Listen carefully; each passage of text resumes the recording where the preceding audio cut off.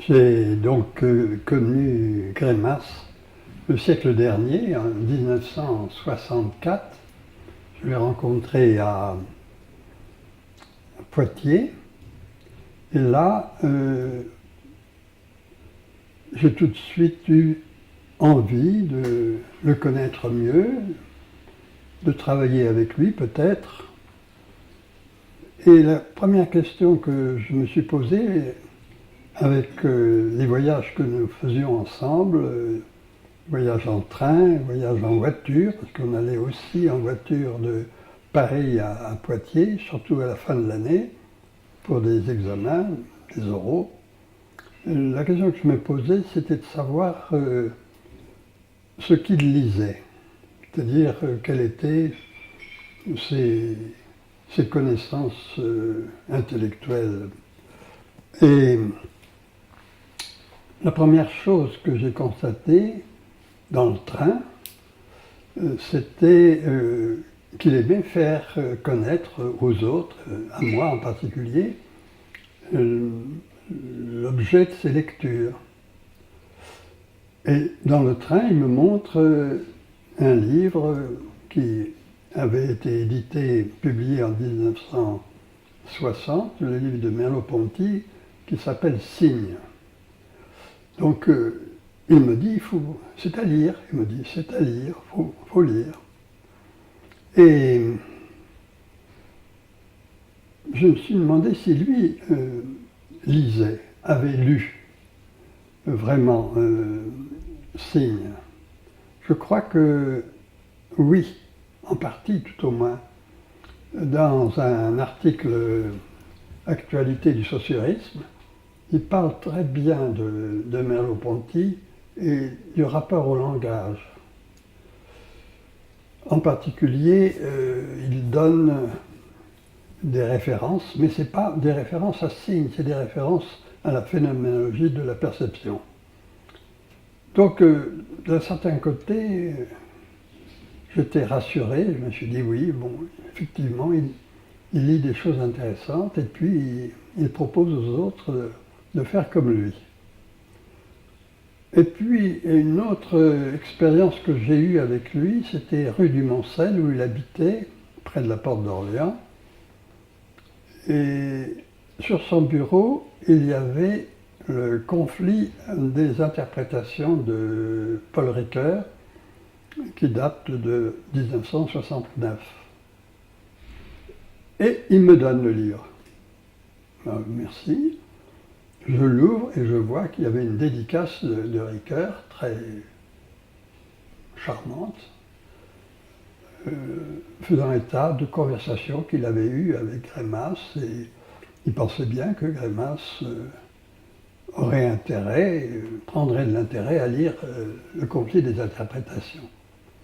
Alors je vais vainement chercher dans le livre, qui est gros, plus de 400 pages, s'il y avait des traces de la lecture de Grémas, s'il y avait dans la marge quelques coups de crayon. Non, il n'y avait rien du tout. J'ai cherché plusieurs fois, je n'ai rien vu. Je crois qu'il n'avait pas lu le conflit des interprétations, ni même, peut-être pas parcouru. En tout cas, il me donne le livre. Ça devait être en 1970, quelque chose comme ça, donc très peu de temps après la parution du livre. Et c'était sur son bureau. Ça le gênait plutôt, parce que c'était gros. Bon, il ne s'en occupait pas trop. Puis une troisième possibilité que j'ai eue de vérifier ce qu'il lisait, c'était lors de la publication de Du Sens 2. Du Sens 2, c'est quelques années plus tard, c'était en 1983. Alors lui, il m'avait fait une belle dédicace en signe d'amitié à toute épreuve. Et l'introduction de ce livre m'a fait comprendre en effet que ça le méritait, parce qu'il avait pratiquement pris la plupart de ses propositions dans mes propres productions à moi. Donc certains étudiants me disaient, mais comment ose-t-il faire ça? Donc la lecture, oui, il la faisait, mais je pense que la plupart du temps, il avait une curieuse façon de lire. Oui, il lisait. Qu'est-ce qu'il retenait? Ce qu'il voulait, pas grand-chose en général. Il piquait dans certains passages. Et sa formule à lui, Gréma, c'était de dire « je suis un voleur ». Et donc, à partir de là, on pouvait comprendre qu'il ne lisait pas beaucoup. Ce qu'il aimait, c'était les romans policiers, plutôt à cette époque-là déjà. C'est que chaque personne qui a eu à passer une thèse avec lui m'a dit, mais il n'a pas lu, là, tout ce passage-là, il n'a pas lu, c'est pas possible, il lit des choses comme ça, il n'a pas lu. Alors, c'était sa façon. Donc, je me suis dit, c'est un homme très centré sur sa propre production. Celle des autres peut peut-être quelquefois l'intéresser, mais pas beaucoup. En fait, si on peut lui servir à quelque chose, il est d'accord, mais collaborer, ça non. Je crois qu'il ne savait pas vraiment, il ne savait pas collaborer.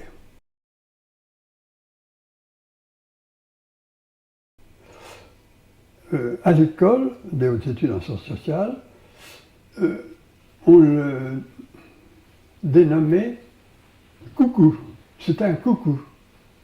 Ce qui veut dire qu'il faisait son nid dans le nid des autres. Et donc, c'est une des raisons pour lesquelles Lévi-Strauss et Barthes se sont éloignés de lui. Barthes, qui était un ami de très ancienne date. Il y a eu une mésentente très, très forte. Donc, il s'est éloigné de l'école, parce qu'évidemment, le fait qu'il n'ait pas été estimé à sa valeur, parce qu'il avait une grande opinion de sa valeur, a fait qu'il ne voulait plus rester à l'école. Donc il a fallu qu'il trouve un refuge quelque part, et alors le refuge, vous le connaissez, c'est la rue Monsieur-le-Prince, qui était une sorte de nid à rats. Le bureau de Gréma, c'était un nid à rats, c'était rien du tout, avec une toute petite pièce où on était censé ensuite, quelquefois, se réunir. Et on peut dire que sa difficulté à collaborer a fait que ses relations intellectuelles étaient difficiles et plutôt rares, sauf avec les personnes qui n'étaient pas en concurrence avec lui. C'est-à-dire tous ceux qui pouvaient avoir une certaine stature, il les fréquentait le moins possible. Mais d'autres, je me rappelle un professeur de linguistique, dont je ne donnerai pas le nom ici parce qu'il n'est pas mort, mais il disait c'est un chic type. Donc ça voulait dire on peut avoir confiance en lui, d'un côté, mais sur le plan intellectuel, c'est pas d'une dimension égale à la mienne, quoi.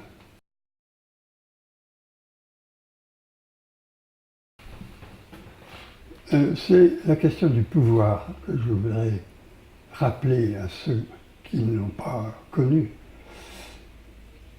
C'était un homme de pouvoir. Il avait une grande confiance en lui. Il se présentait quelquefois comme timide.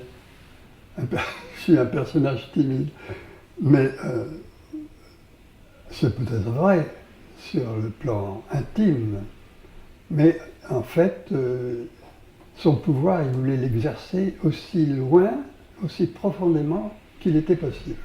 Alors, vu de loin, vu de maintenant, ça paraît un peu ridicule, mais à l'époque, ceux qui l'entouraient y croyaient, un peu ou beaucoup. Et donc, Gréma, ce qu'il aimait faire, c'est créer des fondations, créer des instituts, enfin, bon. Et donc, il y a eu, par exemple, une fédération des centres de recherche en France. Fédération des centres de recherche en France, qui a vu le jour grâce à une impression sur un papier. Il y avait un en-tête avec Fédération des centres de recherche en France, mais ça n'a jamais été autre chose que du papier. Et il avait fait aussi une association internationale de sémiotique que devait présider l'un de ses proches. Et la Fédération internationale de sémiotique n'a pas fonctionné non plus. Et puis il a essayé de s'implanter au Canada, en Amérique du Sud, peut-être au Mexique déjà, peut-être aussi au Brésil. Je crois que c'était les lieux préférés. Il ne parlait pas anglais, ça ne facilitait pas beaucoup les choses. Pour internationaliser la sémiotique, il aurait mieux valu évidemment, mais il passait par des relais comme ça, en particulier des relais canadiens. Et donc, il voulait asseoir son pouvoir intellectuel en tenant compte de l'interdisciplinarité. Si bien que il avait pris en charge une revue qui s'appelait Langage, et qui était publiée par Larousse, avec un professeur de linguistique qui s'appelait Dubois, et qui était à Paris 8, puis après qui est passé à Paris 10 Nanterre. Et de ce point de vue-là, il avait essayé d'orienter la recherche vers les mathématiques, qui étaient très à la mode à l'époque. Il y avait un algébriste qui s'appelait Schützenberger, et qui avait travaillé beaucoup avec Chomsky, et qui avait essayé de formaliser la grammaire anglaise. Puis il y avait un autre mathématicien, mais porté vers la géométrie, qui était René Thom, que nous ne connaissions pas à l'époque. Et Schützenberger m'avait dit Thom est fou, faites attention. Et ça se passait, ces réunions, dans une sorte de week-end, chez le docteur Ecan, qui était spécialiste de psychiatrie. Et il y avait donc là, avec Grémas, que j'avais emmené en voiture, il y avait Roland Barthes, il y avait Christian Mess, qui faisait partie du groupe de Roland Barthes, quelques autres, mais très peu d'autres, Catherine Baquès, qui est devenue ensuite Catherine Clément, qui était, elle, tournée vers la psychanalyse, et en particulier vers Lacan. Il y avait encore peut-être quelques autres, mais très peu. On restait donc le week-end chez Ecan et on discutait de la possibilité de formaliser la linguistique. C'était l'époque où Chomsky n'avait pas encore beaucoup d'influence directe en France, mais ça commençait quand même à intervenir très fortement. C'était le début seulement. Et Grémas pensait que pour obtenir le degré de scientificité qui était nécessaire à la sémiotique, il fallait passer par la formalisation. Donc il comptait que des gens comme Schützenberger, ou peut-être Thom déjà, mais l'algébriste était très intéressant puisqu'il avait l'expérience de Chomsky, une expérience d'ailleurs qui n'avait pas conduit très loin puisque Chomsky a abandonné à son tour la formalisation. Mais à l'époque, c'était un projet. Et puis Dubois, dont je vais parler tout à l'heure, professeur de linguistique, s'intéressait aussi beaucoup à la formalisation et il avait comme point d'appui la librairie Larousse où son frère travaillait. Et donc c'était une assise intéressante pour Grémas. Donc il pensait que de cette façon-là, il allait pouvoir donner un statut noble à la sémantique, parce qu'il faut se rappeler qu'en 1966, sémantique structurale s'appelle sémantique, et non pas sémiotique. Sémantique, et puis ensuite à la sémiotique. Sémiotique considérée comme plus largement épistémologique que la sémantique. Donc, Grémas a cherché à asseoir ce pouvoir sur un réseau.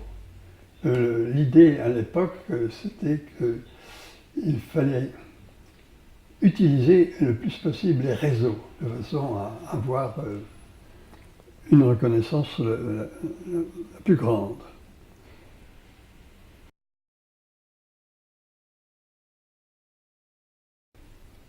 Le style de Grémas est une sorte de représentation de cette idée qu'il se faisait de la sémiotique, mais aussi de sa façon de penser. Il était répétitif, ce style. C'est-à-dire que les expressions comme « il est vite apparu que », ça ne veut rien dire. Mais n'empêche que pour lui, c'était une sorte d'affirmation tranquille du travail scientifique qu'il entreprenait. Le « il est vite apparu que » faisait valoir qu'il n'était pas lui celui qui travaillait pour scientifiser, si on peut accepter la sémiotique. Non, c'était une sorte de programme général, collectif, disait-il, qui s'imposait à chacun. Donc, pas de sujet créateur d'une théorie. La théorie, en quelque sorte, se faisait d'elle-même. C'était l'époque où on croyait qu'on pouvait dire au sujet de la langue « ça pense ». Non pas nous pensons, je pense, mais ça pense. Et donc, pour Grémas, c'était tout à fait essentiel d'affirmer cette position catégorique. Alors, en opposition, par exemple, Ricoeur disait, lui, « j'ai tendance maintenant à penser que ». C'était une façon beaucoup plus modeste, en quelque sorte, probablement beaucoup plus scientifique aussi. Mais la manière de Grémas, c'était qu'il voulait conformer la recherche sémiotique à une recherche scientifique, quasiment une recherche mathématique.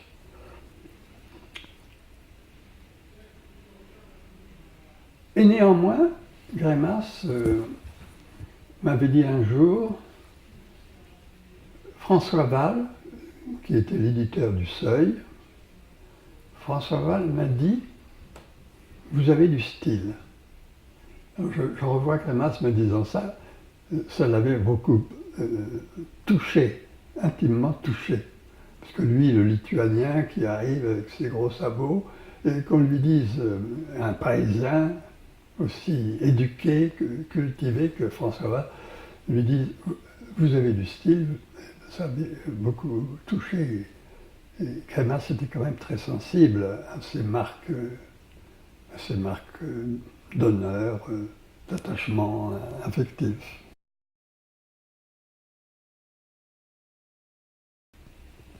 L'attachement que Grémas pouvait avoir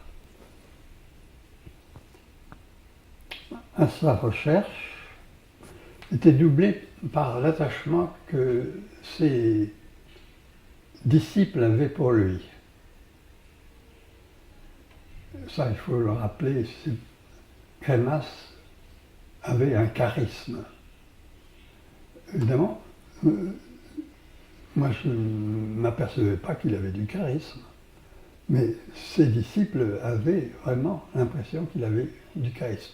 Et probablement qu'ils avaient raison. Je me rappelle d'une séance rue Michel-Prince, encore une fois rue Michel-Prince, dans un petit bureau. La pièce, parce qu'il y avait le bureau de Grémas qui était un IARA, comme je l'ai dit tout à l'heure, et puis une toute petite pièce à côté. Alors nous réunissions quelquefois, et puis Grémas, un jour, nous dit « Il faudra que vous me préveniez quand mes capacités intellectuelles faibliront. » Alors j'ai vu que l'un de ceux qui étaient là, qui avait les yeux exorbités et en extase, il dit à Grémas « Oh non, pas vous, monsieur !»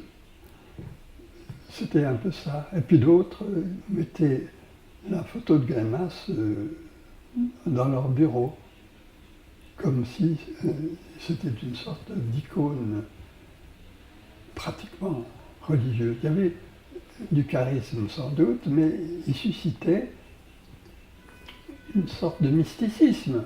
Lui qui était très rationalisant, n'empêche qu'il provoquait ce genre de comportement qui lui plaisait, évidemment. Et ce n'est pas un hasard s'il a eu beaucoup d'étudiants qui parlent encore de lui, 20 ans, 30 ans après, avec une grande émotion, comme si c'était une sorte de génie spirituel qui avait bien voulu se pencher sur leur pauvre berceau complètement nu. Et bien, c'est Grémas qui leur donnait la possibilité de s'exprimer et de faire quelque chose. Alors c'est vrai, ça aussi pour beaucoup d'étudiants, moi je l'ai rencontré en particulier en Turquie.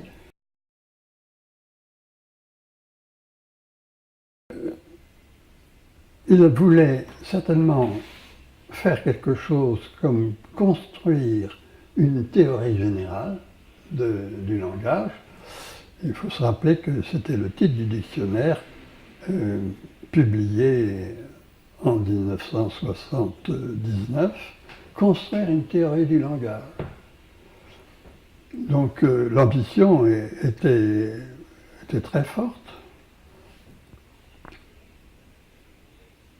Et il était à la tête, grâce à un de ses amis, parce qu'il avait quelques amis, comme je l'ai dit, surtout ceux qui ne pouvaient pas entrer en concurrence avec lui. Alors il y avait un grand laboratoire au CNRS qui était dirigé par un de ses amis très anciens, un Espagnol, un joueur de guitare, qui s'appelait Quemada. Espagnol ou basque, je ne sais plus, mais enfin, en tout cas un joueur de guitare. Et Grémas s'entendait très bien avec lui parce que c'était un organisateur de premier plan. Et donc Grémas avait besoin de gens comme ça. Il le contrôlait donc il y a eu à ce moment-là la création d'une unité de recherche linguistique qui avait son siège rue Michel-Prince et qui était l'unité de recherche linguistique numéro 7. Je crois qu'il y en avait 9 en tout dans ce grand laboratoire consacré au langage. Et cette unité avait comme spécificité l'analyse du discours. Alors qu'est-ce que c'est devenu tout ça? On pourrait penser, à l'époque, c'est ce que je pensais, qu'il y avait une assise linguistique, analyse du discours, ça veut dire quelque chose. C'était le groupe sémiolinguistique, ça veut dire aussi quelque chose. Et peu à peu, et c'est la situation actuelle, la sémiotique est devenue totalement ignorante de tout ce qui se fait en théorie du langage. Alors, Ils vont se récrier, les sémioticiens purs jus vont se récrier, mais pas du tout. On traite de tout, on traite de l'énonciation. Et c'est un scandale la façon dont ils traitent de l'énonciation, parce qu'ils ne savent pas ce que c'est que le langage. Alors ils prennent évidemment le langage dans le sens le plus large, le plus englobant. Alors des gens comme Jemslev pouvait le faire, parce que c'était une sorte de génie aussi, Jemslev. Il avait la capacité de synthèse extraordinaire, en même temps que la capacité d'analyse. Mais à part Jemslev, je ne vois personne qui était capable de faire ça. Et donc, la sémiotique a dérivé peu à peu, ce qui n'est pas du tout inattendu quand même, vers une théorie générale des modes de signifier. Et ça fait partie de la définition du dictionnaire Larousse de linguistique, théorie générale des modes de signification. Je crois que c'est à peu près ça. Et dans cette théorie générale des modes de signification, on peut inclure tout. Mais qu'est-ce que devient le langage? Est-ce qu'il y a encore une référence à la linguistique, à la réflexion sur le langage, à ce que peut dire le langage, à ce qu'il ne peut pas dire? Ça est devenu complètement indifférent aux sémioticiens d'aujourd'hui. Et donc, cette perte de référence à la linguistique saussurienne me paraît être une tare de la sémiotique actuelle.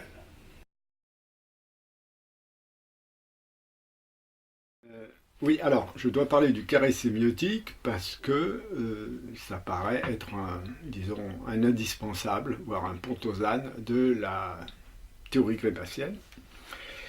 Et je suis souvent sommé de m'expliquer à son propos, car il symbolise plus ou moins ma collaboration avec Grémas aux yeux de plusieurs personnes. Alors, ma conception est plutôt présentiste, c'est-à-dire que se passe-t-il 50 ans après.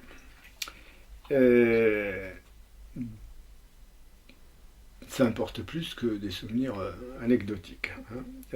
Et en même temps, à quel problème répondait l'article qui a présenté cela en 1968? Ça répondait d'abord au besoin de sortir du binarisme jacobsonien en intégrant d'autres types d'opposition et en laissant place à des parcours élémentaires. Il y avait aussi le problème des termes neutres complexes, complexes à dominance dans la théorie de Brundle.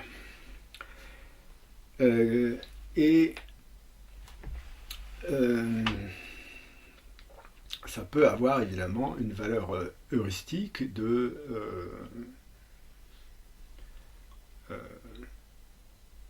varier les types d'opposition disponibles, y compris, si l'on peut dire, quand on construit un modèle, de remplir des cases qu'on pourrait avoir oubliées. Mais c'est dans l'hypothèse où le carré serait complet. Alors, en fait, ce carré sémiotique est une version affaiblie ou du moins simplifiée de l'hexagone logique de Blanchet, réélaboré donc avec des catégories de Brundle.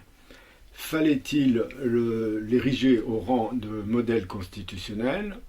C'est peut-être beaucoup d'honneur pour un modèle qui était censé rendre compte d'une typologie des oppositions sémiques et par là des oppositions lexicales.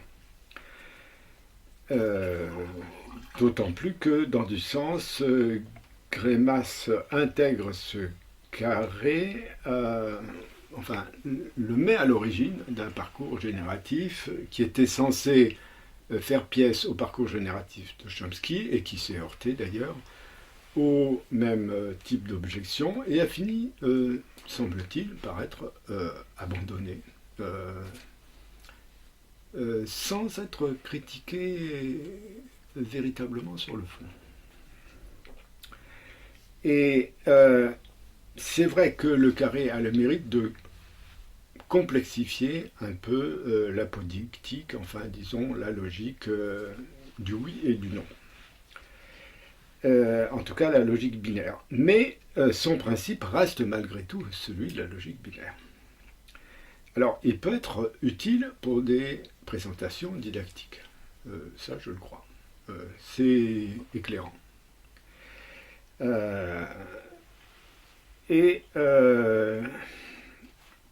Mais il suppose une logique élémentaire des catégories descriptives. Et si on a affaire à des objets complexes, il se peut qu'on ait besoin d'autre chose.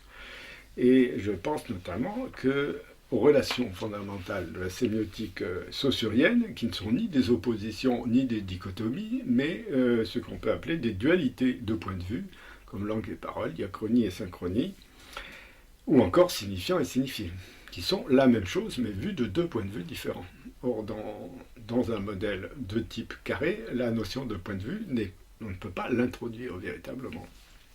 De la même façon qu'on ne peut pas introduire, sauf à le remodeler de fond en comble, la question du continu, puisqu'il opère précisément sur des entités discrètes. Et l'apodictique n'est valide aussi que si l'on neutralise la temporalité et la modalité introduite par le concept de tradition herméneutique, qui est le concept de point de vue. Alors, le carré doit peut-être sa commodité au fait même qu'il ne peut pas permettre de concevoir ni de décrire les dualités constitutives du sémiotique. Ça serait une pensée. Il est facile à comprendre et donc il est rassurant. Mais les objets sont difficiles à comprendre et donc ils sont inquiétants. Donc, entre les deux, il va falloir choisir, ou du moins, il va falloir limiter les ambitions descriptives du carré. Une des solutions les plus intéressantes est celle de la morphosémiotique qui a été élaborée de diverses manières, par Petitot par exemple, à partir des morphologies fondamentales de Thom. Donc il a dépouillé le carré de ce qu'il appelle ses oripologiques, je cite, et il l'a érigé il y a reconnu une des structures fondamentales, une des formes mathématiques fondamentales reconnues par Thom. Est-ce à dire que l'on doit se féliciter de le retrouver partout? La réponse de Petitot, si je me fais son interprète, serait de dire oui, puisque c'est la même loi qui s'exerce partout et on n'a pas à critiquer les lois, au contraire, on a à se féliciter de leur ubiquité. Maintenant, dans le travail descriptif, les choses sont évidemment plus complexes, c'est-à-dire nous partons du complexe pour arriver au simple et non pas l'inverse. C'est toute l'ambiguïté d'une conception générative de la connaissance qui, si on la pousse à bout, ne peut être que dogmatique. Et là, on est devant des problèmes généraux sur le statut des modélisations en sémiotique, et c'est un problème qui intéresse d'ailleurs l'ensemble des sciences de la culture. C'est difficile. Bon, d'abord, il y a son histoire personnelle, c'est-à-dire et son arrière-plan culturel. Hein. Donc il fait partie de la résistance antifasciste, puis anti-bolchevique, enfin il fait partie anti-stalinienne du moins, et il a été officier de l'armée rouge, si on peut dire, malgré lui. Et donc c'est quelqu'un qui a appris à s'organiser et à ne pas tout dire. Non, mais c'est très important, y compris dans la création de son école même, enfin, je veux dire, de l'organisation, de la distribution du travail, etc. C'est un cadre, au sens militaire du terme, militaire et politique. étant donné aussi ce qu'on ne savait pas à l'époque, qu'il avait une activité, y compris d'écriture, au sein de la communauté lituanienne en exil. Il faut rappeler aussi le rôle de l'Église. Dans ce domaine, sa femme est la sœur de Monseigneur Marcinkus, par exemple. Il faut voir que la communauté lituanienne à Paris se retrouve autour d'un sentiment national, et un sentiment national et religieux, comme la communauté polonaise au XIXe siècle. On est dans des situations de ce type. Bon, ça, c'est pas du tout apparent. Moi, je vois simplement un professeur de linguistique qui arrive d'Égypte et qui fait ses premiers cours sur Tobu, sur la linguistique structurale danoise. C'est limpide, très intéressant. James Tobu, c'est à mettre entre toutes les mains. J'ai eu la chance de lire ensuite sémantique structurale sur épreuve. Et donc, comme je m'intéressais à la littérature, j'ai déposé un sujet sur la signification chez Mallarmé. Et à vrai dire, ce n'était pas un directeur invasif. Bon, il était d'ailleurs à Paris, donc il venait juste pour les cours, etc. Et bon, il y avait d'autres professeurs, ensuite Agege, il y avait tout la linguistique historique, il connaissait bien la linguistique historique. Et voilà, c'est stimulant.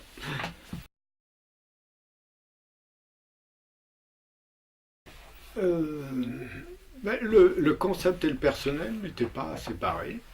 Il aimait bien parler de choses théoriques en privé, mais en même temps, oui, alors ça dépend des personnes. Les histoires conversationnelles ne sont pas les mêmes avec les uns et avec les autres. Donc souvent on parlait, faut-il des acteurs, des actants, des choses comme ça. Disons, ça faisait partie de notre histoire, plutôt dans les autobus, puisque en bon parisien, il prenait beaucoup plus l'autobus que le métro. Mais sinon, que dire, il aimait la bière, le vin rouge, la vodka polonaise, surtout à l'herbe de bison. Et voilà, je veux dire, c'est un homme cultivé dans tous les sens du terme, qui avait appris l'allemand pour lire Nietzsche dans le texte. C'est quand même une indication. Disons, il connaissait quand même très bien le corpus de la philosophie continentale de l'entre-deux-guerres. Il n'a pas cité Husserl dans ses métriques structurales, mais il y a le nom de Merleau-Ponty qui sert de symptôme, à mon avis. Disons, il y a des parties non explicites. Maintenant, ça se comprend aussi parce qu'il entendait faire autre chose. Donc, il partait d'ailleurs. Il allait ailleurs.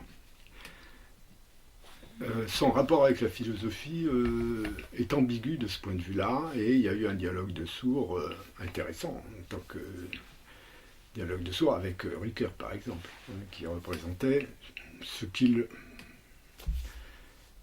là où il ne voulait pas aller et ce qu'il avait peut-être quitté. Maintenant, à propos moi je l'ai toujours dit, si vous voulez faire une philosophie du sujet, il faut faire ça avec une sémiotique du sujet, il faut faire ça avec les philosophes, c'est pas la peine de le faire. Non, il a toujours refusé. Et bon, ça c'est un problème qui touche à la question du caractère pluri ou pas disciplinaire de la sémiotique. Lui a toujours été pour le partisan d'une sémiotique intégrative, ou du moins intégrant tout, et moi d'une sémiotique fédérative, c'est-à-dire c'est pas la peine de refaire l'iconologie, il faut aller en iconologie et faire mieux que Panofsky. Quand on y sera arrivé, on sera crédible. Bon, c'est là-dessus que nous avons une divergence très sérieuse en 1971. Mais bon, cette divergence est maintenant fortement atténuée.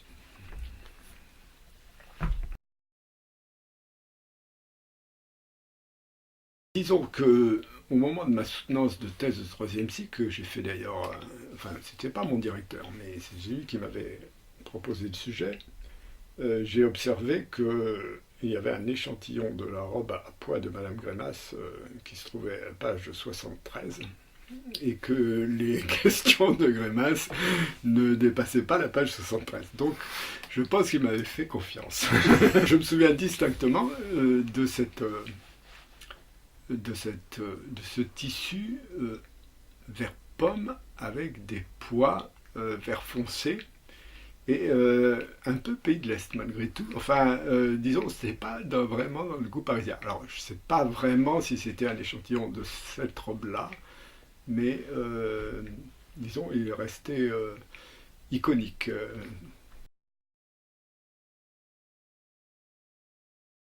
Alors, il y a un côté irrédentiste chez Grémas, qui fait que le conformisme n'a jamais été sans forme, et donc il a toujours parlé et pensé comme s'il était en fin de carrière, ce qui est tout à fait honorable. Et bon, il y avait quand même une liberté de penser chez Grémas qui était remarquable. Et ça, c'est précieux. Voilà, je pourrais, si vous voulez, vous raconter une petite expédition à Condé-sur-Huisne. Grémas s'était complètement isolé, c'est sa femme qui l'avait souhaité à l'origine, s'était isolé à 150 km de Paris, dans un tout petit hameau, La Chaussée. Et c'était assez curieux parce que lorsque j'arrivais chez lui, je ne trouvais pas du tout quelqu'un qui vivait comme un ermite, loin de tout. C'est vrai qu'il avait complètement rompu avec la vie parisienne. C'était pas du tout un mondain, c'était pas du tout quelqu'un qui aimait fréquenter les milieux académiques. Il était très, très isolé physiquement, mais en même temps, il était tout à fait, je dirais, au centre de tout. Alors, quand il avait une très belle maison au milieu des prés, enfin des pâturages même, vous voyez les vaches derrière sa fenêtre, et il trônait sur une immense table de bois sur laquelle était déposé un amas extraordinaire de papiers de toutes sortes, quelques livres, quelques thèses, mais énormément de piles de choses. Et là, au fond, étaient rassemblées dans une espèce de semi-désordre les affaires. Alors, c'était des affaires de toutes sortes. Parce que ce monsieur tout à fait isolé au fin fond de sa campagne, il était vraiment, je trouve, au cœur de toute une série de grandes affaires. Alors, il y avait les affaires politiques mondiales, c'était quelqu'un qui avait premièrement une vision globale des choses. C'était pas du tout, on dit l'école de Paris, mais c'est pas du tout parisien. Il voyait l'Europe tout entière, ses mouvements, son histoire, ça. Et puis il voyait aussi la sémiotique comme une espèce de travail, de mission de caractère universel. Alors, la tâche était immense. Et toutes ces choses sur sa table, c'était 1000 aspects de la même grande affaire qui était le développement de la culture, la politique, la sémiotique, dans tout ça. Alors, la tâche était tellement vaste que il avait certainement eu conscience qu'il ne la ferait pas à lui tout seul, et donc il avait une originalité par rapport aux professeurs à l'époque, en sciences sociales, de constituer une véritable équipe. Et il distribuait entre nous les tâches un peu comme à la Fourier, c'est-à-dire en fonction des vertus et des vices de chacun, il attribuait aux uns et aux autres des tâches diverses. Alors, Par exemple, moi j'étais son chauffeur assez souvent. Il aimait la vitesse. C'était un monsieur extrêmement organisé, qui aimait beaucoup planifier, qui aimait que tout soit ordonné, rationalisé, etc. Mais en même temps, c'était quelqu'un qui, quand je me souviens de savoir circuler, l'emmener à Londres sous la pluie sur l'autoroute, ralentissant un peu, à 140, 150, qu'est-ce qui se passe, vous vous arrêtez. Enfin, il n'avait pas du tout peur des choses.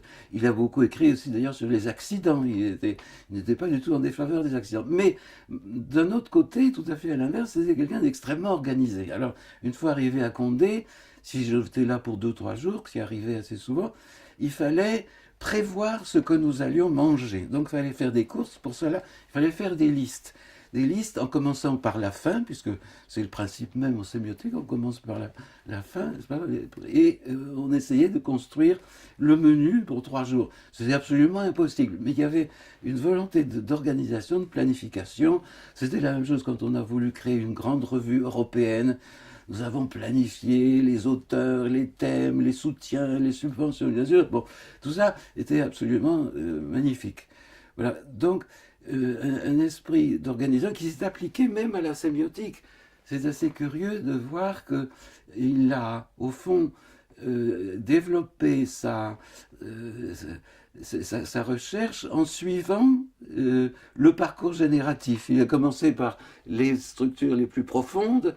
Longtemps, il y a eu une période de la narrativité, puis ça s'est terminé sur des problèmes de discursivité, de présence, de sensibilité, d'esthésie, tout à fait de la surface.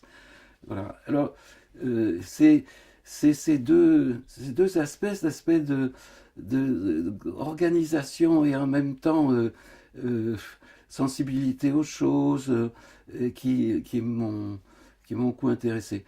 Mais aussi, ce qui je crois qui est important et qui est resté, c'est le fait d'avoir réussi à constituer autour de lui ce groupe à la fois de chercheurs et de collaborateurs dans toutes sortes de domaines. Moi, il m'appelait ironiquement, comme avec mon origine polonaise, Monsieur le Comte, ministre des Affaires étrangères. Alors, parmi les missions qui m'étaient confiées, c'était d'aller faire se développer la sémiotique là où on était appelé. C'était beaucoup en Amérique latine, mais ça a été aussi en Lituanie. Envoyé en Lituanie le premier pour essayer de constituer des choses et ça s'est développé. Bon, et puis, j'étais aussi son rédacteur, responsable des publications, enfin, et alors ça a duré. Donc, il savait exploiter, enfin exploiter est un peu péjoratif, alors il vaudrait mieux dire, mais, je ne sais pas, valoriser les qualités des uns et des autres, et finalement ça a bien marché, parce que cette façon de déléguer les tâches aux uns et aux autres, a fait qu'un certain nombre de choses ont duré. La sémiotique, par exemple, s'est bien implantée dans de nombreux pays étrangers. Nos publications continuent, 30 ou 40 ans après, ça marche encore. J'avais été emmené à son séminaire, qui à l'époque était au Collège de France, et j'avais assisté à un certain nombre de séances, peut-être pendant, je sais pas moi, 3-4 mois. Et puis, il se trouve qu'à cette époque, j'avais dû commencer déjà à lire sémantique structurale, et j'avais dû faire un travail qui exploitait, comme je pouvais à l'époque, ça devait être en 1967, oui, probablement 67, oui, un travail où je me servais, j'avais l'impression de me servir de sa sémiotique. Bon. Et j'en avais tiré un article, parce que c'était pour un travail pédagogique, mais j'en avais tiré un article et je suis allé le voir, j'ai pris rendez-vous à son bureau qui était aussi au Collège de France. Voilà. Et c'est là que, pour la première fois donc, que je l'ai vu directement. Et ben, que dire, je ne sais pas. Il était très, très accueillant, il n'y a aucun doute. Et donc, bon, ben, j'ai remis mon texte, on en parlait, et j'ai été étonné de voir que bon, ce texte était accepté. Il l'a fait publier dans la revue de Quémada. Et c'est comme ça que ça a commencé. Et puis, alors, une ou deux années plus tard, je ne me souviens pas exactement, enfin, euh, nous avons eu l'occasion de faire alors cette fois un travail en commun qui était à l'occasion d'une demande qui lui avait été faite par la Chambre de commerce de Paris de faire un rapport sémiotique sur un projet de loi concernant les groupes de sociétés, comme vous voulez, groupes de sociétés commerciales, comme écrit. Alors, cette chambre de commerce avait invité un groupe de sociologues, un groupe d'économistes, mais aussi avait demandé à Grémas de faire un travail. Bon. Et Grémas, comme je le disais tout à l'heure, avait immédiatement eu l'idée, non pas de faire lui tout seul ce travail qu'il aurait certainement très bien pu faire tout seul, mais enfin, il y avait beaucoup d'autres choses à faire eux-mêmes, donc il a constitué une équipe composée de Chabrol, Fabry, Gérard Buchet et moi-même. Bon. Et nous avons chacun fait notre rapport, et à la suite de cela, Grémas m'a demandé de faire le rapport général. Alors, cela me rappelle que il y avait aussi Madame Grémas. Il habitait à l'époque rue Rémy Dumoncel dans le 15e, je crois. Et j'allais remettre mon rapport. Et Madame Grémas était une personne extrêmement importante pour la sémiotique. C'était elle qui écrivait tous les textes de Grémas. Enfin, qui les écrivait pas du premier jet, mais enfin qui les recopiait, qui les mettait au propre. Et donc elle était au courant de toutes les affaires. Et elle avait une bonne, elle me trouvait gentille, c'est vrai, elle me soutenait beaucoup, ça. Mon mari, voilà. C'est ça les premières rencontres avec Crémas. Boire un verre avec lui, on en buvait beaucoup parce que euh, il y avait, il y avait d'abord les réunions le mercredi. Le séminaire avait lieu le jeudi à l'époque. Parce que le jeudi, c'est le jour de congé des classes, à l'époque encore. C'était comme ça. Et donc, on se voyait le mercredi pour les affaires, toutes sortes d'affaires, dans ce bureau de la rue Monsieur-le-Prince, dans la matinée. Et puis, on allait prendre quelque chose au bistrot. C'est vraiment un petit bistrot qui est sur rue Monsieur-le-Prince, qui existe encore. La dame qui est de l'époque est toujours là, ça s'appelle le Carrefour. Et là, nous allions nous restaurer. Je faisais quelque chose d'extrêmement modeste. Alors, pour les verres, bon, Grémas commençait par sa bière. Et puis après, il passait au vin. Alors, ça, c'était pour les déjeuners. Mais pour prendre un verre, c'était plutôt après, le lendemain. Le lendemain, ça recommençait. Puis, le lendemain, il y avait à 2 heures le séminaire. De 2 heures à 4 heures ou 5 heures. Et puis après, une grande partie, même peut-être une majorité des personnes, allaient au café. Et là, prendre un verre, pour Grémas, c'était de nouveau la bière. Alors moi, je n'aime pas la bière. Par conséquent, je prenais du thé. Et ça, c'était l'objet de la part de Grémas du plus souverain mépris.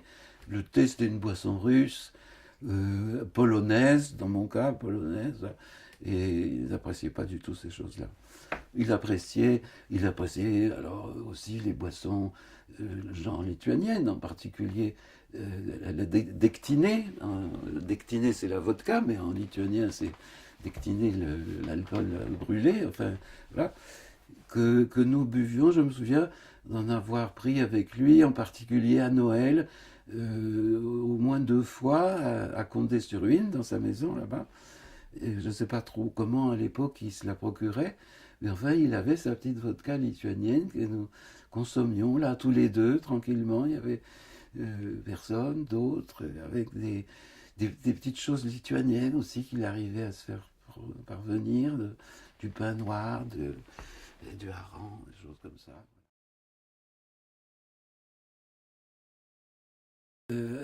Pour accompagner ces petits verres de Dectiné, il évoquait beaucoup la Lituanie, que j'ai découverte après, qu'il m'y est envoyé, mais j'y suis retourné beaucoup, j'y vais très souvent, ça.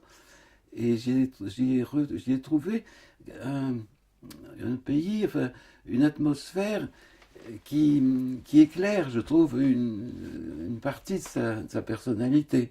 C'est-à-dire, à Condé, à la campagne, c'était très rural, très agreste. Hein. Il y avait les pommiers, c'est le Perche, c'est pas tout à fait la Normandie, mais il y a déjà beaucoup de pommiers, il y a du cidre. Eh bien, euh, la Lituanie qu'il évoquait, c'était une Lituanie bien ordonnée, de petites propriétés, paysannes, euh, et que j'ai effectivement trouvé dans certaines petites villes. J'en ai une particulière que je connais bien, c'est Anikchai, qui est une petite ville de gens sages, tout est bien comme il faut, tout ça. Et c'était un peu ça, au fond, je pense, le rêve de Grémas de son pays natal, qu'il avait connu à une époque où vraiment c'était la ruralité, mais une ruralité très civilisée. Il était très discret sur cet aspect, cette deuxième, parce que ça fait partie des doubles de Grémas, ça. Et ce double-là, il n'était pas facilement perceptible parce que il ne le manifestait pas. Mais lorsqu'on travaillait dans son bureau, il arrivait presque chaque fois qu'il y ait une communication, un coup de téléphone avec quelqu'un qui parlait en lituanien. Alors ça pouvait être sa femme, ça pouvait être sa fille, ça pouvait être des amis. Toujours guérey, guérey. Tu veux dire, bon, d'accord, oui, ça va. Bon, mais à part ça, il n'en parlait pas. Ou peu, en tout cas peu sur le plan personnel, mais sa lituanité était certainement perceptible à travers la vision qu'il avait de l'espace politique de la société. Il n'avait pas, comme par exemple mes collègues de sciences politiques, professeurs de Sciences Po, qui étaient des Français, de bons Français, qui avaient une vision tout à fait occidentale, c'est-à-dire Europe, États-Unis. Lui, c'était une vision à partir de l'Est. Ça changeait complètement les perspectives, une vision tout à fait autre.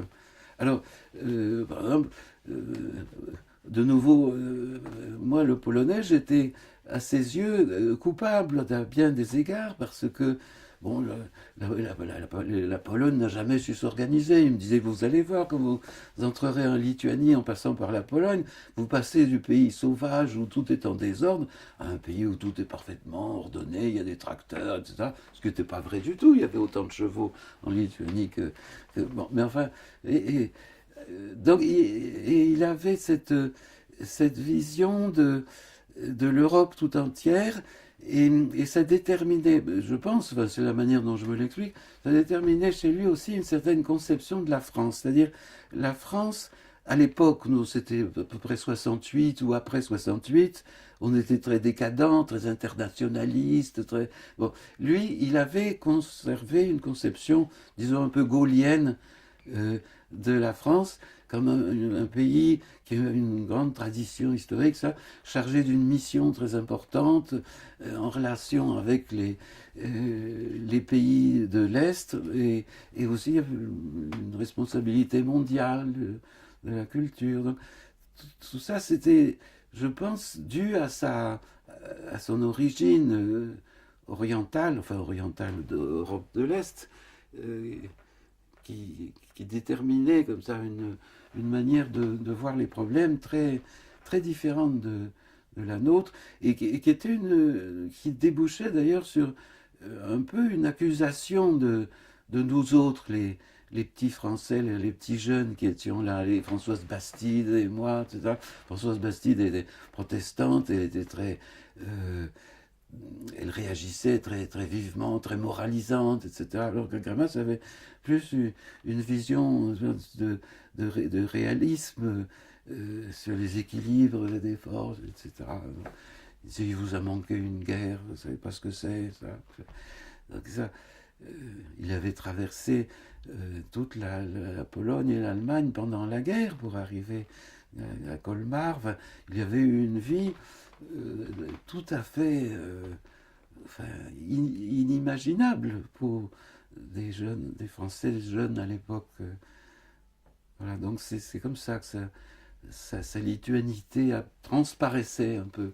Je pense que le fait d'être étranger, il l'a tout à fait vécu, assumé.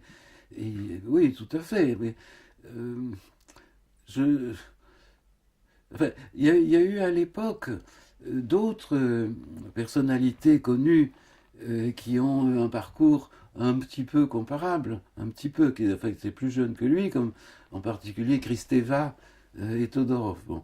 Alors eux, ce sont des gens qui se sont pleinement intégrés dans le milieu médiatique, mondain, etc., etc., qui ont fait une carrière magnifique.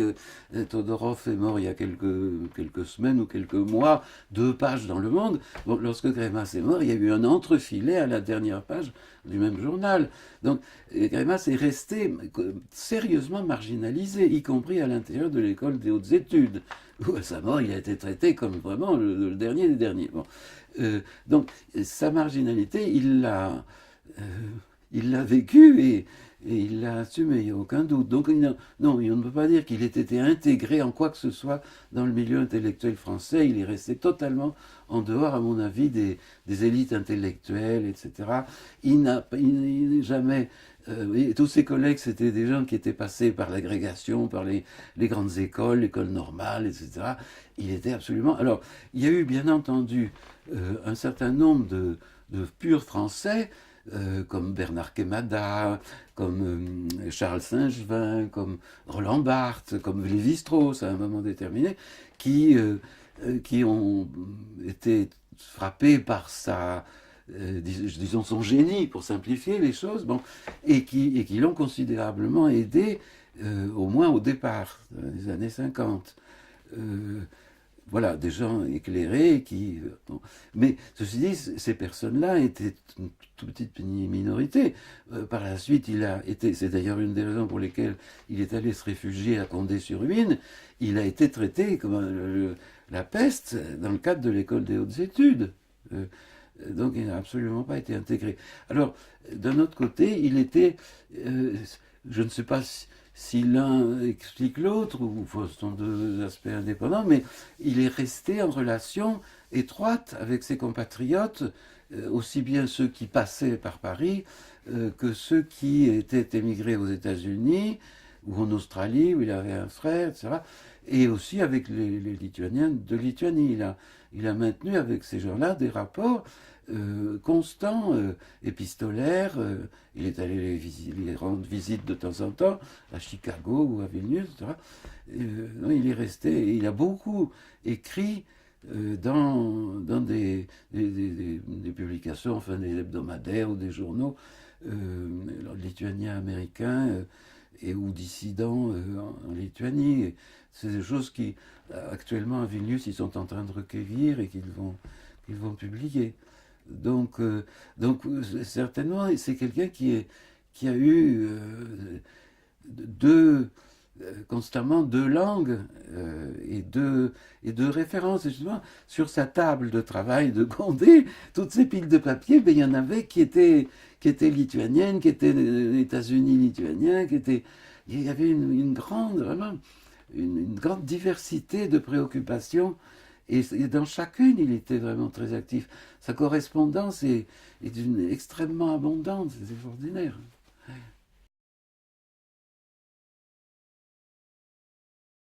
D'abord, indépendamment de moi-même, Greimas n'était pas du tout hostile au conflit. Il y a aujourd'hui une espèce comment dire, d'hypocrisie. Il n'y a pas de conflit, tout le monde s'entend bien, c'est le sourire. Y compris dans notre groupe de sémioticiens, il ne faut absolument pas soulever quelque chose qui ressemble à un conflit. Tout est merveilleux, bon, tout se passe bien. Alors, Greimas, ce n'était pas du tout le cas. Il ne répugnait pas du tout à manifester son désaccord. Alors, il y avait des personnes plus entières, disons, que d'autres, avec qui ça produisait des étincelles, par exemple avec Jacques Génie-Nasca, Manar Hamad, des gens assez vifs de caractère. Alors, ce qui n'empêchait pas qu'il y ait un fond d'amitié. Enfin, Greimas, c'était quelqu'un qui, un peu... Enfin, il y avait un côté viril, même un peu, si vous voulez, macho, on pourrait dire. Hein. C'est-à-dire que entre hommes, à partir du moment où il y avait une espèce de lien de confiance fondamental qui était établi, ça n'empêchait pas de se bagarrer. Il y avait un fond de confiance qui restait. Euh, bon, et puis alors, mais vis-à-vis des gens avec qui il n'y avait pas ce fond-là, cette estime intellectuelle, cette reconnaissance en profondeur, des gens extérieurs, d'autres professeurs de l'école ou d'ailleurs, il était absolument féroce et je dirais même grossier. Enfin, il m'est arrivé d'aller dans des colloques avec lui, comme il n'entendait pas très bien, surtout un peu vers la fin, il se mettait toujours au premier rang. Bon, je me mettais quelquefois à côté de lui, mais je préférais ne pas trop parce que il avait l'art de commenter les propos de l'orateur, pas vraiment haute voix, mais enfin quand même pas à voix basse, n'est-ce pas? À me dire, vous avez entendu ce qu'il raconte d'une manière qui était absolument, vraiment gênante. Voilà. De même au restaurant, il y avait une manière quelquefois de commenter ce qu'ils voyaient, enfin, qui était un tout petit peu... Enfin, donc pour dire qu'il n'avait pas, c'était encore un de ces paradoxes, il n'avait pas le respect des bonnes manières, pas en toutes circonstances en tout cas, mais en même temps c'était quelqu'un qui avait un grand souci d'élégance à l'ancienne. Le baise-main, vous voyez, de la solennité, une certaine solennité, vous voyez, mais avec des passages assez curieux d'une grande solennité chevaleresque, etc., à des rapports franchement rudes, enfin grossiers, paysans. Voilà. Alors, pour ce qui est, avec moi, on avait plutôt, je dois dire, des bons rapports. J'ai pas vraiment le souvenir de euh, graves ruptures. On a travaillé souvent ensemble, enfin, on s'est occupé constamment de la revue ensemble. Euh, on a écrit un livre, enfin on organisait ensemble, écrit une partie d'un livre, écrit certains bouts de texte ensemble, et j'ai trouvé au contraire qu'il était très, très indulgent, disons, qu'il était un auteur avec qui il est agréable de travailler, parce que il prenait pas la mouche pour des petites choses ridicules, il avait pas un amour propre mal placé. Euh, alors, je suis en train de chercher quand est-ce qu'on sait. Alors, il y a eu un drame, c'est plutôt alors pour les anecdotes. euh, il m'avait demandé d'écrire un avant-propos pour chacun des numéros de la publication que nous avions créé, qui s'appelait Actes sémiotiques, les documents, il y avait 10 documents par an, il fallait que je fasse 10 avant-propos pour chacun. Bon. L'idée étant que si on faisait un avant-propos, on pouvait publier un spectre assez large de choses. On pouvait publier des choses qui n'étaient pas strictement notre sémiotique, mais l'avant-propos expliquait pourquoi, etc. Bon, alors, j'avais écrit un avant-propos une fois à un texte de Jean Petitot. Et moi, Jean Petitot, j'y comprenais rien. Je trouvais que c'était pas du tout notre problématique. C'était une problématique ontologisante. Et que c'est pas du tout. Alors j'avais fait un avant-propos assez, j'ai oublié ce que ça racontait, mais enfin, qui était pas très orthodoxe. Petitot avait pris ça extrêmement mal. Et c'était plein auprès de Grémas. Il y avait une réunion, rue Monsieur le Prince, une espèce de tribunal du Saint-Office. Et alors il y avait l'ordre du jour, et puis on était arrivé à Landowski. Grémas dit, qu'est-ce qu'on va lui faire? À cette époque-là, j'avais déjà une barbe. On va lui couper la barbe. Oui, donc ils n'avaient pas pris très très au sérieux mon insolence. Et au contraire, bon, il un peu ironisé vis-à-vis de Petitot. Puis voilà, ça avait passé.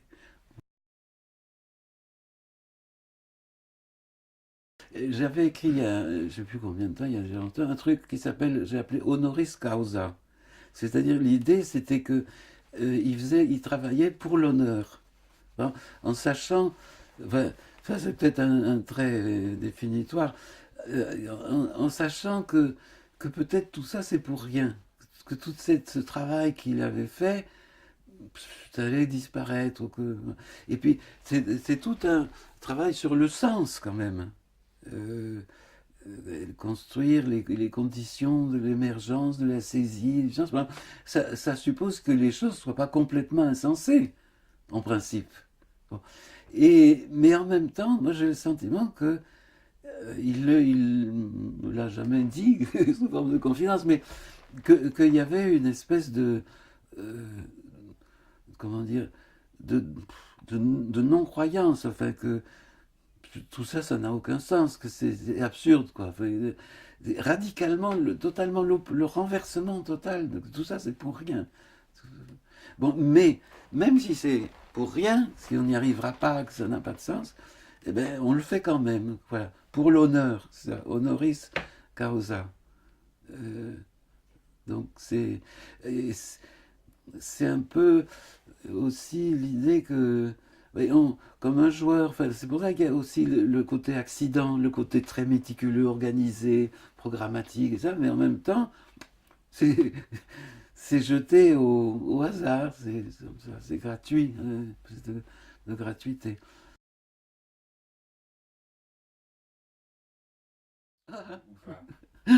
Ben, je peux dire oui et non, parce que il a beaucoup, enfin j'ai gagné, il a beaucoup insisté pour que je la fasse.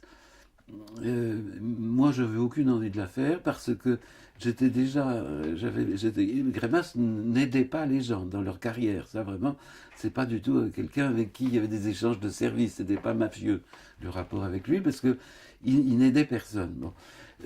Alors, j'avais par mes propres moyens, parce que je connaissais des gens en sciences politiques, etc., réussi à entrer au CNRS. Donc, je n'avais pas besoin de thèse. D'ailleurs, à l'époque, les thèses n'étaient pas indispensables au CNRS. Bon. Mais Grémas voulait que je fasse la thèse pour l'avenir de la sémiotique, pour pouvoir faire les thèses aux autres. Et moi, j'avais aucune envie, je m'intéressais aux publications, des choses comme ça, mais les thèses, ça m'emmerdait aussi bien pour moi que pour les autres. Bon. Donc, je ne tenais pas du tout. Alors, je me suis arrangé pour faire. J'ai fait un truc, comment on appelait ça, sur travaux. J'ai rassemblé des publications, fait un monceau de photocopies, fait écrire une centaine de pages d'introduction, bon, et confié à Paolo Fabri, avec l'accord de Grémas, la tâche de faire le rapport. Sachant que Paolo n'écrit pas énormément. Euh, alors, comme Paolo n'écrivait pas le rapport, Grémas me disait mais qu'est-ce qui se passe quand on attend ce rapport, parlez-en. Alors, j'en parlais à Paolo. 1 an, 2 ans, 3 ans, comme ça. Paolo me disait mais écoute, écris-le le rapport, je signerai. Je dis non, je ne veux pas signer. Alors, finalement, il y avait dans le jury Michel de Certeau, Louis Marin, je ne sais plus qui encore. Bon, enfin, toutes ces personnes sont mortes avant que la thèse ne soit défendue. Et finalement, Grémas lui-même a disparu. Donc la thèse existe quelque part, je pourrais vous la montrer, mais elle n'a jamais été défendue. Donc je ne suis pas docteur. Et j'en suis fier.